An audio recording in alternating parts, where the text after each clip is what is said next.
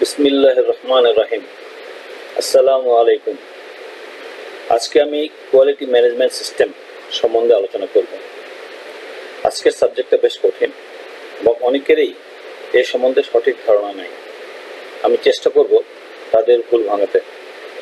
আজকে যেসব বিষয়ে আলোচনা করব তা এই স্লাইডে দেখানো হয়েছে। শুরুতেই ইন্ট্রোডাকশনে ক্রেতা এবং বিক্রেতারা কি চায় তা নিয়ে আলোচনা করব। কিউসি পলিসি এবং কস্ট কন্ট্রোল পলিসি ও বিভিন্ন ধরনের কোয়ালিটি কন্ট্রোল সম্বন্ধে আলোকপাত করব। এরপরে ISO 9001, 2015 quality management policy, field of QMS ইত্যাদি নিয়ে আলোচনা করব।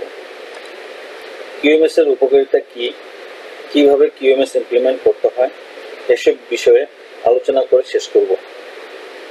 শুরুতেই বলে রাখতে চাই যে আমি মূলত গার্মেন্টস ফ্যাক্টরিকে মাথায় রেখেই এই লেকচারটি প্রস্তুত করেছি।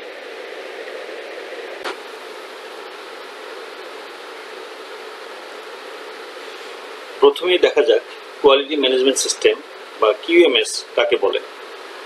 আপনারা এই স্লাইডে দেখতে পাচ্ছেন যে it is a formalized system that documents processes procedures and responsibilities for achieving quality policies and objectives. সোজা কথায় বলতে গেলে বলতে হয় যে কোম্পানির কিউসি পলিসি এবং অবজেক্টিভ কার্যকর করার জন্য ডকুমেন্টেড প্রসেস, প্রসিডিওর এবং রেসপন্সিবিলিটি এই তিনটি জিনিস থাকা বাঞ্ছনীয় এবং তদনুযায়ী কাজ করাকেই QMS বলে।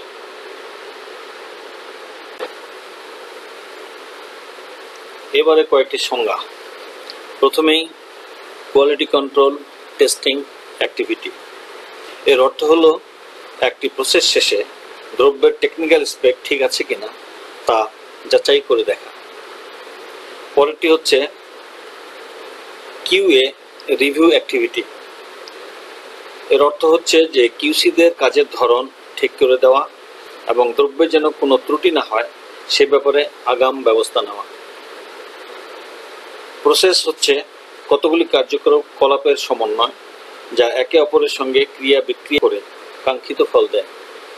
যেমন গার্মেন্টসের সঙ্গে বিভিন্ন ডিটারজেন্ট দিয়ে ওয়াশ করলে তা পরিষ্কার এবং সফট হয়, এটা একটা প্রসেস।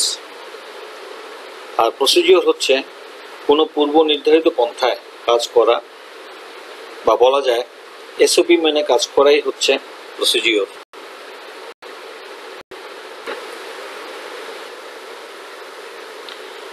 এই স্লাইডে দেখতে পাচ্ছেন কাস্টমার কি চায়।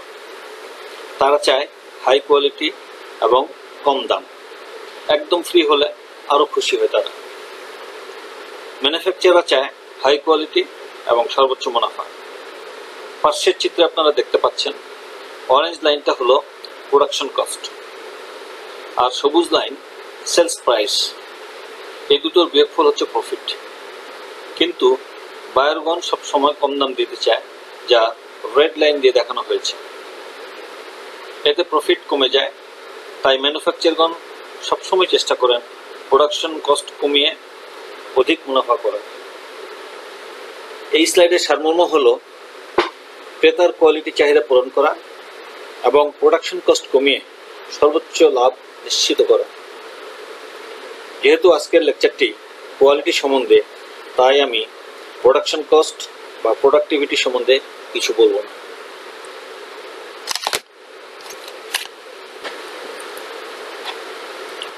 এই স্লাইডে আপনারা দেখতে পাচ্ছেন একটি কাজ 4 ধাপে সম্পন্ন করা হয়েছে।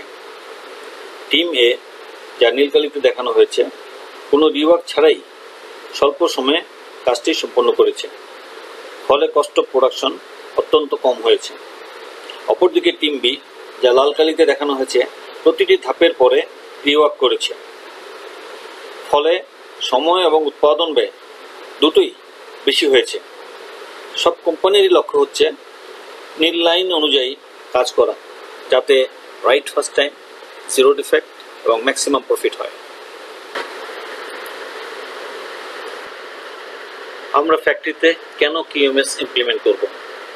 এই ডায়াগ্রামে দুটো কলাম রয়েছে, একটি হলুদ, অন্যটি ভায়োলেট। হলুদ কলামটি হচ্ছে বিফোর কিউএমএস ইমপ্লিমেন্টেশন।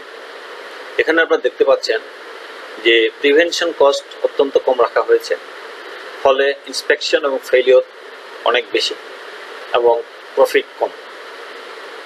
অপরদিকে কিউএমএস যখন ইমপ্লিমেন্ট করা হলো তখন প্রিভেনশন কস্ট অনেক বেশি। এই প্রিভেনশন কস্ট বেশি হওয়ার কারণে ইন্সপেকশন এবং ফেলিওর কস্ট অনেক কমে গেছে এবং ওভারঅল প্রফিট অনেক বেশি। সব ফ্যাক্টরির এটাই কাম্য।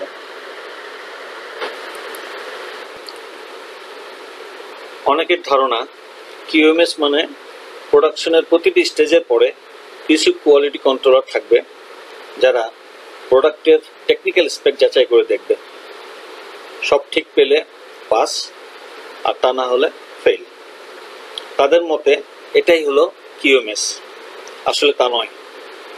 প্রোডাক্টের কোয়ালিটি ম্যানেজমেন্ট অনেকভাবে হতে পারে, যেমন এখানে দেখানো হয়েছে QC, QA, six sigma, lean management, 5S, kaizen system, ISO 9001, TQM ইত্যাদি। এখানে আমরা ISO 9001 2015 এর আলোকে কিউএমএস আলোচনা করব।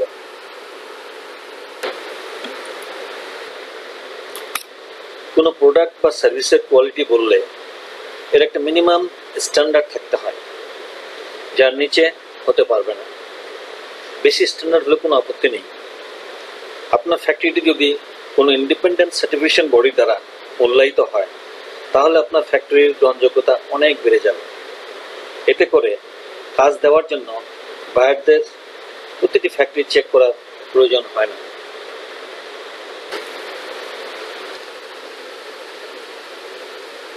ISO 9001 2015 সার্টিফিকেশন কেন দরকার?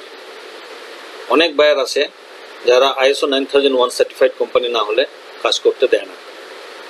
এই সার্টিফিকেট থাকলে ISO সার্টিফিকেশন দরকার নাই এমন অনেক ক্রেতাও আপনার বায়ার হতে পারে। এই সার্টিফিকেশন থাকলে বুঝতে হবে যে কোয়ালিটি ম্যানেজমেন্টের প্রতি আপনার ফ্যাক্টরির প্রবল আগ্রহ রয়েছে। কোনো প্রোডাক্ট বা সার্ভিসের স্ট্যান্ডার্ড বা বেঞ্চমার্কিং করতে হলে তা হতে হবে আন্তর্জাতিকভাবে স্বীকৃত ISO 9001 2015 অনুযায়ী এবং ক্রেতার পারচেজ অর্ডার স্পেক অনুযায়ী। এছাড়া কোম্পানির নিজস্ব স্ট্যান্ডার্ড অনুযায়ী, এমনকি ন্যাশনাল স্ট্যান্ডার্ড যেমন BSTI, BNBC এবং পরিবেশ অধিদপ্তরের নীতি ইত্যাদি অনুসরণ করেও করতে হতে পারে। এখন দেখা যাক কি কি নিয়ে কিউএমএস গঠিত।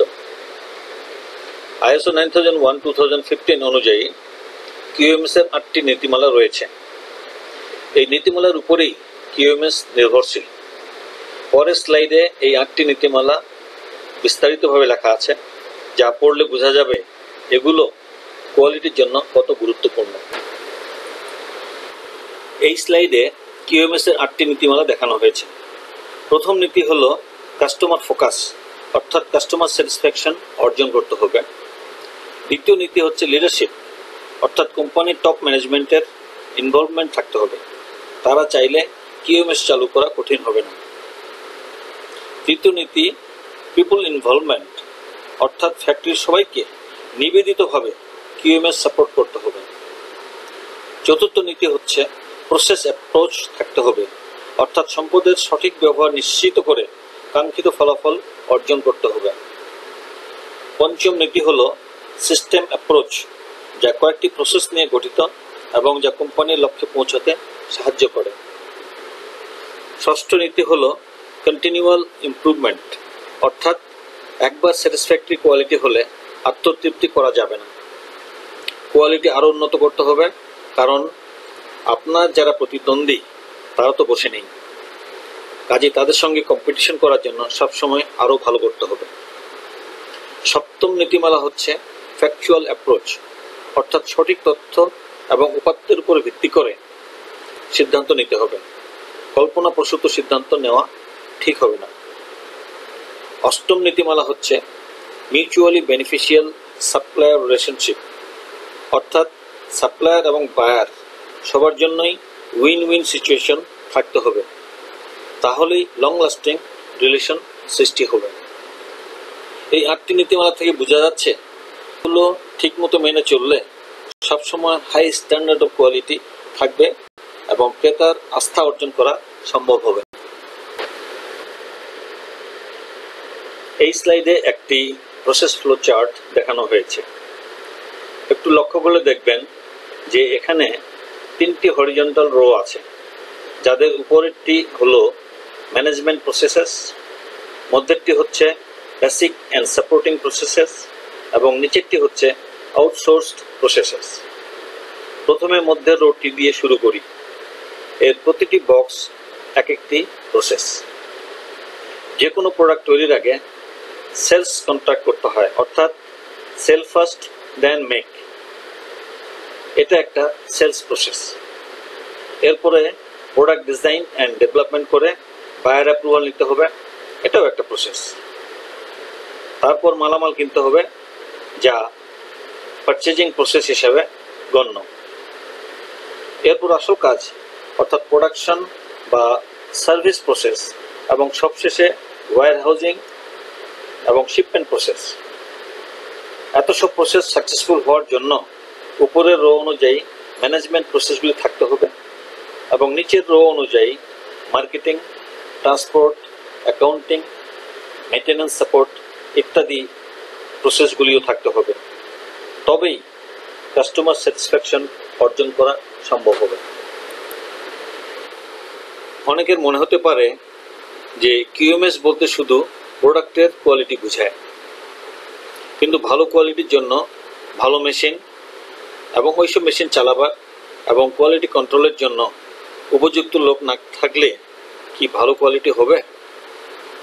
তাই কিউএমএস বলতে quality of product, quality of machine এবং কোয়ালিটি অফ ম্যান, এই তিনটিকেই বোঝায়।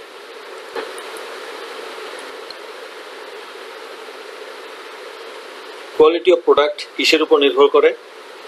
এটা নির্ভর করে র মেটেরিয়ালের কোয়ালিটির উপর, ট্রিমস এবং অ্যাক্সেসরিজের কোয়ালিটির উপর এবং সবশেষে যে প্রসেস ব্যবহার করা হচ্ছে তার কোয়ালিটির উপর। ভালো প্রোডাক্ট কোয়ালিটির জন্য ভালো মেশিন অবশ্যই প্রয়োজন। আজকাল ইলেকট্রনিক্যালি কন্ট্রোলড প্রেসিশন মেশিন পাওয়া যায়। এর বদলে যদি আমরা পুরাতন মেশিন দিয়ে কাজ করি তাহলে কি একই কোয়ালিটি হবে? এছাড়া নিয়মিতভাবে মেশিন মেইনটেনেন্স করা এবং ক্যালিব্রেশন করা একান্ত প্রয়োজন। কোনো নতুন টেকনোলজি যদি বাজারে আসে তাহলে তাও গ্রহণ করতে হবে। ভালো প্রোডাক্ট তৈরি এবং ভালো মেশিন চালানোর জন্য অবশ্যই যোগ্য মানুষের প্রয়োজন। এইচআর ডিপার্টমেন্টের প্রধান কাজ হচ্ছে যোগ্য মানুষ নিয়োগ দেওয়া, তাদের নিয়মিত ট্রেনিং দেওয়া এবং পারফরমেন্স টার্গেট এর ভিত্তিতে প্রমোশন এবং ইনক্রিমেন্ট দেওয়া। সব স্টাফরা কোম্পানির নীতিমালা নিজেরাই মেনে চলবেন এবং অন্যকে মানতে উৎসাহিত করবেন, আর ওয়ার্কাররা তাদের নিজ নিজ কাজ সঠিকভাবে করবেন। ফ্যাক্টরিতে কিউএমএস চালু করে কি লাভ? প্রথম লাভ হচ্ছে ভালো ব্যবসা করা এবং ক্রেতা সন্তুষ্টি অর্জন করা। দ্বিতীয় লাভ সঠিক মান নিয়ন্ত্রণ এবং উৎপাদনশীলতা বৃদ্ধি করা। তৃতীয় লাভ হচ্ছে কর্মকর্তা কর্মচারীদের আন্তরিকতা অর্জন এবং সবশেষে মাইগ্রেশন কমানো। কিউএমএস এর অনেক সীমাবদ্ধতাও রয়েছে, যেমন কিউএমএস এর কার্যকারিতা ফ্যাক্টরির সাইজ এবং অর্গানাইজেশনাল স্ট্রাকচারের উপর নির্ভরশীল। সংশ্লিষ্ট ম্যানেজমেন্ট স্টাফের দক্ষতার উপর এর কার্যকারিতা বহুলাংশে নির্ভরশীল। সংশ্লিষ্ট কারখানাটি কোথায় অবস্থিত, উন্নত বিশ্বে না অনুন্নত বিশ্বে, এর উপরেও কিউএমএস এর কার্যকারিতা নির্ভর করে। কারখানাটি কি তৈরি করে, খাদ্য, বস্ত্র, ওষুধ না অন্য কোনো কিছু? খাদ্য, বস্ত্র এবং ওষুধের জন্য কিউএমএস স্ট্যান্ডার্ড অবশ্যই অনেক উঁচু হবে। কারখানাটি কি প্রসেস ব্যবহার করে, সনাতন প্রসেস না মডার্ন প্রসেস, এর উপরেও কিউএমএস স্ট্যান্ডার্ড নির্ভর করে। কিভাবে কিউএমএস এর সাফল্য নিশ্চিত করা যায়? সর্বপ্রথমে টপ ম্যানেজমেন্টের আন্তরিক সদিচ্ছা থাকতে হবে। দ্বিতীয়ত, প্রতিটি প্রসেস বা সিস্টেম সহজ এবং বোধগম্য হতে হবে।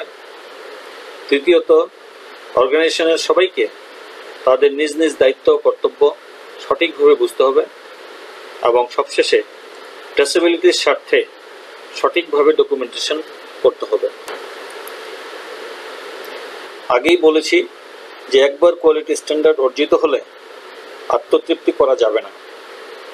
প্রতিনিয়ত আরও উন্নত মান অর্জনের জন্য সচেষ্ট হতে হবে।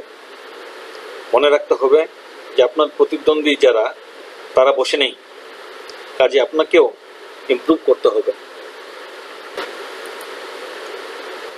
যে কোনো কারখানা বা প্রতিষ্ঠানে কিউএমএস চালু করার সহজ উপায় হলো প্রথমে ISO 9001:2015 সার্টিফিকেশন অর্জন করা এবং এরপরে PDCA অনুযায়ী কাজ করা। PDCA সম্বন্ধে পরের স্লাইডে বিস্তারিত বলবো। এই স্লাইডে আপনারা দুটো ডায়াগ্রাম দেখতে পাচ্ছেন। ডান দিকের ডায়াগ্রামে সাইকেল অফ ম্যানেজমেন্ট দেখানো হয়েছে। এই ডায়াগ্রামে 6টা স্টেপ আছে, যেমন planning, organising, staffing, directing, control এবং ফিডব্যাক।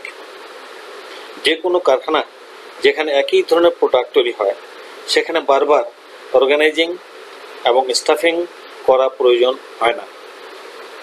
এই দুটো বাদ দিলে অবশিষ্ট থাকে প্ল্যানিং, ডাইরেক্টিং, কন্ট্রোল এবং ফিডব্যাক।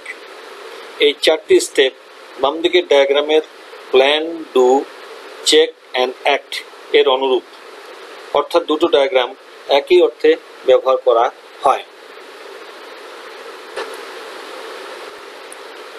PDCA এর বিস্তারিত বর্ণনা এই স্লাইডে দেখানো হয়েছে, যা সহজেই বুঝতে পারবেন।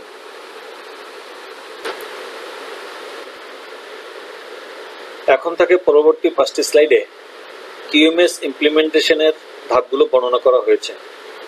প্রথম ধাপে পলিসি, ভিশন, মিশন ঠিক করতে হবে, যার বিস্তারিত স্লাইডে লেখা রয়েছে। দ্বিতীয় ধাপে একটি লিখিত অর্গানোগ্রাম বানাতে হবে এবং সকলের টার্মস অফ রেফারেন্স বা ডিউটিজ অ্যান্ড রেসপন্সিবিলিটিস লিখিত থাকতে হবে। কন্টিনিউয়াস ট্রেনিং প্ল্যানও তৈরি করে রাখতে হবে। তৃতীয় ধাপে একটি কোয়ালিটি ম্যানুয়াল বানাতে হবে, যার বিস্তারিত কন্টেন্টস স্লাইডে দেওয়া আছে। চতুর্থ ধাপে সবাইকে কমিউনিকেট করতে হবে এবং প্রজেক্টটি ইমপ্লিমেন্ট করতে হবে। পঞ্চম ধাপে ফিডব্যাক এবং অ্যাকশন প্ল্যান দিতে হবে, যাতে করে কন্টিনিউয়াস ইমপ্রুভমেন্ট করা সম্ভব হয়। আমার লেকচারের শেষ স্লাইডে পৌঁছে গেছি। অল্প কথায় বলা যায় যে কিউএমএস চালু করলে স্যাটিসফাইড কাস্টমার পাওয়া যায়, কোম্পানির উপর যাদের অনেক আস্থা থাকে। কোম্পানির বিক্রি বাড়ে এবং মুনাফা বৃদ্ধি পায়। বাইরে রিপিট অর্ডার পাওয়া যায়। কিউএমএস এর ফলে গুণগত মান বৃদ্ধির সঙ্গে সঙ্গে কম খরচে উৎপাদন বৃদ্ধি করা সম্ভব হয়। ফলে কোম্পানির সমৃদ্ধি এবং মুনাফা বৃদ্ধি হয়।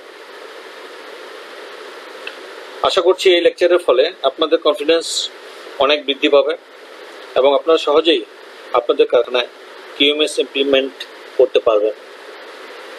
লেকচারটা যদি ভালো লাগে তাহলে দয়া করে লাইক দিবেন, আর ইচ্ছা করলে সাবস্ক্রাইবও করতে পারেন।